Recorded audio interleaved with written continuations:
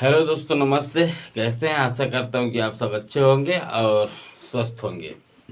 चलिए, आज कुछ इम्पोर्टेंट वीडियो ये है कि आज मैं कुछ लोगों का कमेंट का जवाब देने वाला हूं और कुछ जानकारियां देने वाला हूं जिससे आप लोगों को सहूलियत होगी पीएम विश्वकर्मा से लेकर।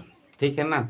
इसमें बहुत सारी ऐसी ऐसी चीज़ें हैं जो कि आपको टूल किट से भी समस्या दूर होगा, और जो भी आप लोग कमेंट किए हैं उस आधार पे हम आप लोगों को बता देते हैं। और 2025 में भी इसका रजिस्ट्रेशन जिसको करना है वो कर सकता है पीएम विश्वकर्मा पे, और अपना ट्रेनिंग कंप्लीट कर सकता है। ठीक है, तो चलिए वीडियो को स्टार्ट करते हैं। वीडियो को पूरा देखिएगा और लास्ट में ये भी बताना है हमको कि इसमें आप टोल फ्री नंबर जो बोल रहे थे उस टोल फ्री नंबर को भी देना है। तो आप लोग बने रहिएगा और पूरी वीडियो देखिएगा और वीडियो को हमारे शेयर करिएगा। जो लोग नए हैं तो लाइक सब्सक्राइब शेयर जरूर करें। ठीक है, चलिए वीडियो करते हैं स्टार्ट।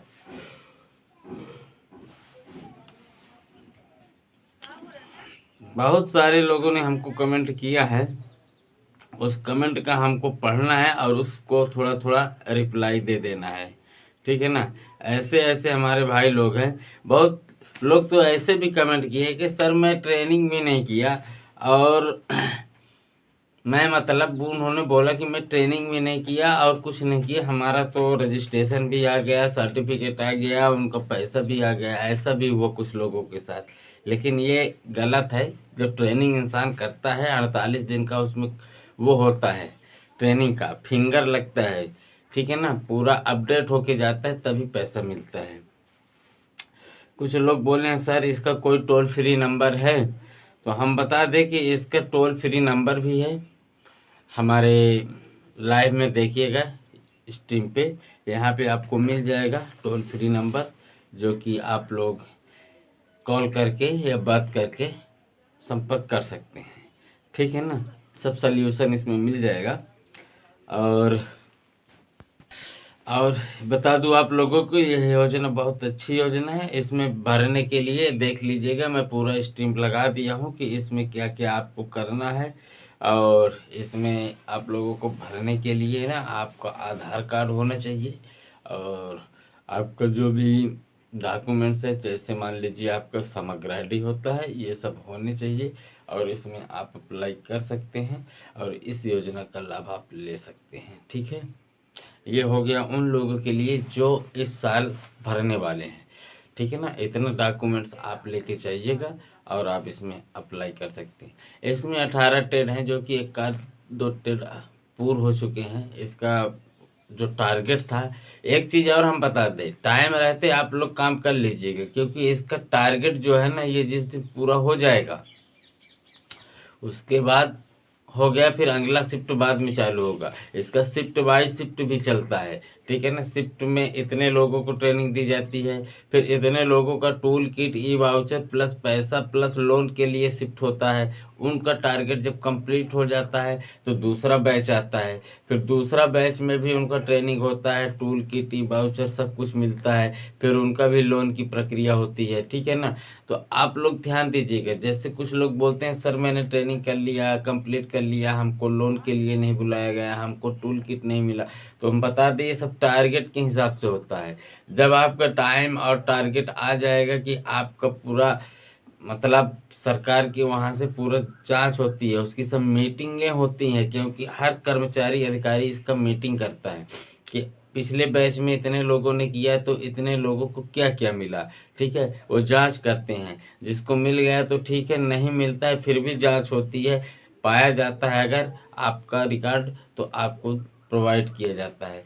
फिर इसके बाद जो लोग बाद में ट्रेनिंग कंप्लीट कर लेते हैं, ठीक है, उनको दिया जाता है। जैसे कुछ लोगों का लेट हो जाता है, ठीक है ना, मिलने में, ये सब समस्या क्या है कि बहुत जनता है ना, तो थोड़ा बहुत लेट भी हो सकता है। इसमें आप लोगों को घबराने की ज़रूरत नहीं है, मतलब 1-2 महीने बाद भी होता है। ठीक है, क्योंकि इतने लोगों का ये योजना चल रही, इतने लोग हो चुके हैं इसमें कि थोड़ा इधर उधर तो होगा ही।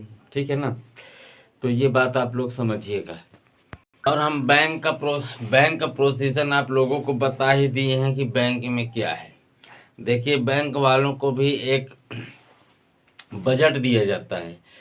हर बैंक का एक बजट होता है कि मतलब जैसे आपने ट्रेनिंग किया, आपका किस बैंक में खाता है, उस बैंक का भी बजट होता है। उस बैंक को जानकारी होनी चाहिए कि हाँ, हमारे जो खाता वाले हैं, जो हमारे ग्राहक हैं, उन लोगों ने भी पीएम विश्वकर्मा योजना की ट्रेनिंग कंप्लीट किया है, तो उनको भी ये लोन की प्रक्रिया होती है, वो बजट के हिसाब से ही लोन दिया करते हैं, ठीक है ना। फिर एक चीज़ और बता दूं, अगर आप लोन के लिए एलिजिबल हैं, आपको बहुत सारे डॉक्यूमेंट्स उसमें भी लगेंगे। जैसे हम मानते हैं कि 5% वो बिना गारंटी वाला लोन स्कीम है सरकार की, लेकिन अगर आपकी क्रेडिट खराब होगी तो क्या करेंगे, आपका स्कोर डाउन हो गया तो क्या करेंगे। इसलिए अपने स्कोर और क्रेडिट बनाए रखिएगा, ठीक है ना, ताकि आपको लोन में कोई दिक्कत ना हो, ठीक है ना।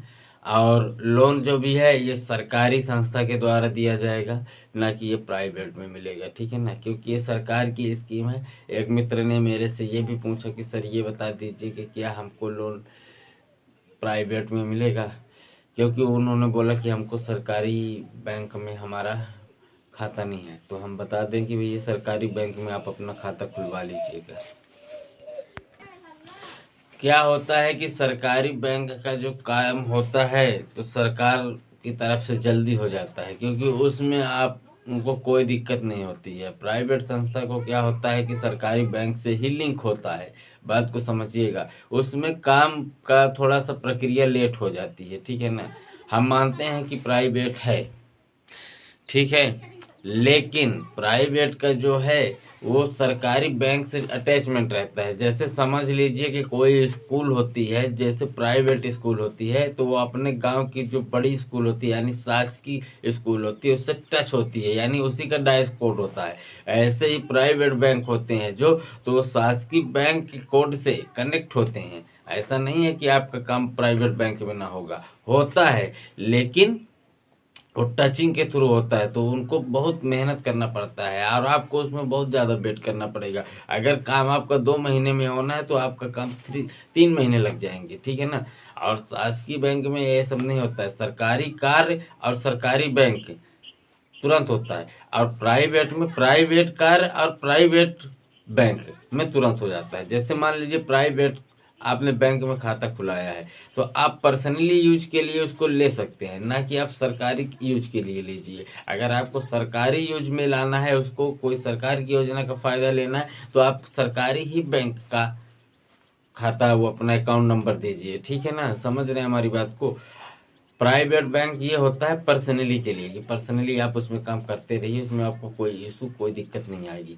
लेकिन आप सरकारी लाभ अगर लेना चाहते हैं तो सरकारी अकाउंट ही दीजिए, यानी सरकारी बैंक का दीजिएगा। जैसे इंडियन बैंक हो गए, स्टेट बैंक हो गए, यूनियन बैंक हो गए, समझ रहे हैं ना हमारी बात को। आप लोगों को अगर समझ में आई हो तो हमारी वीडियो को लाइक, सब्सक्राइब, शेयर जरूर करें। मिलते हैं नेक्स्ट वीडियो में न्यू जानकारी के साथ। तब तक के लिए जय हिंद, जय भारत, वंदे मातरम। दोस्तों स्वस्थ रहें।